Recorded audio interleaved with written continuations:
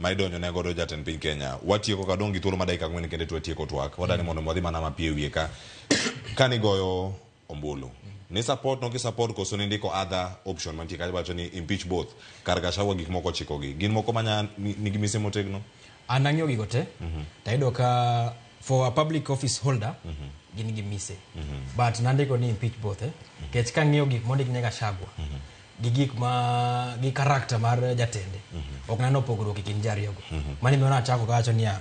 kondiek wuotho kondiek to gine mudho neno ndiege ari ino mo garo ka wuotho di sai identify na chielo ndiek kiki bed gi doubt moro no mapodi kiano be no ndiek beto ndiek ko ne wuotho gi diele mudho achiel go chamo wadgi koro ka gik ma ne Gachagua ko nang'iyo gi tayudo ka gigi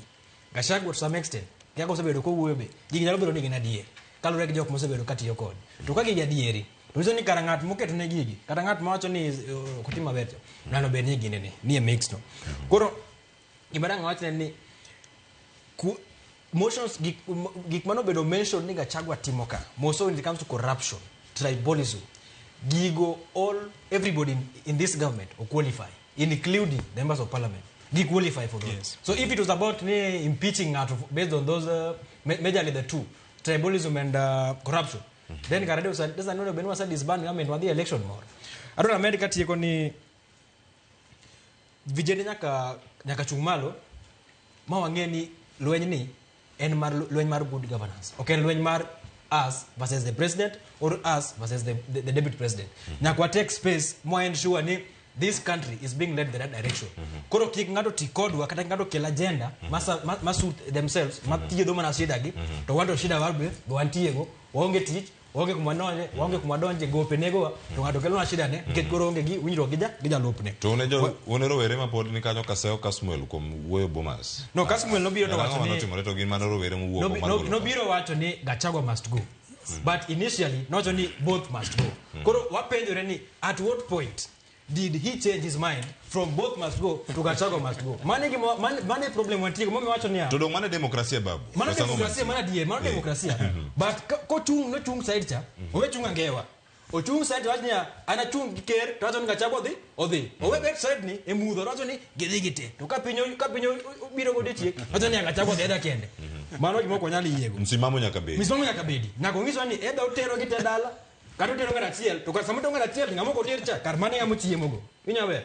koro mane ga kin saneni en white and black onge tumba wati gacho nia me wacho mugi wati gacho nia ana par ne wabunge ma Mount Kenya gima notimre 1966 Limuru conference kane Tom Joseph Boya Agu Nskode Gomolaga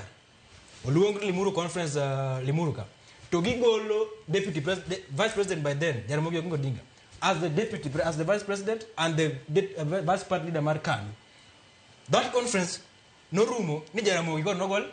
no mi vice president no diluted pa ni diluted ma Jaramogi yo wang mo dio gwe taw kaka jalup ker to no wacho ne gini joka ma to luongo Tom Bani Rating ugole serikal kendo ugole e party to gini joge dhi yenu cham no gotieko ndalo mang'eny igna dek bang'e no iko Tom Boya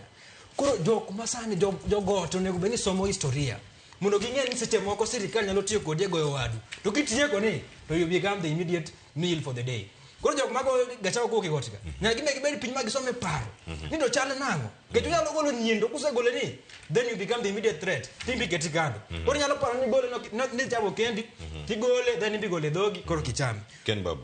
erokamana ahinya jalup jatend piny Gachagua wacho ni mos pole bas ukono jatend piny Kenya apologize for what yeni mane mana penyo ne ni en gima kare kweyo mosten gima kare onego ngwonne kweyo mosten gima kare mondo tie kwa dhenyi kweyo mosten gima kare but mana penjo ni atado na penjo Gachagua ni kane ni corruption ni oket ni e court kane tribalism oket ni gari to kori kwa ker ngwon onego kwa jo Kenya ngwon kwer ni kwa ngwon no is not affected by whatever you are doing watch mugi kidare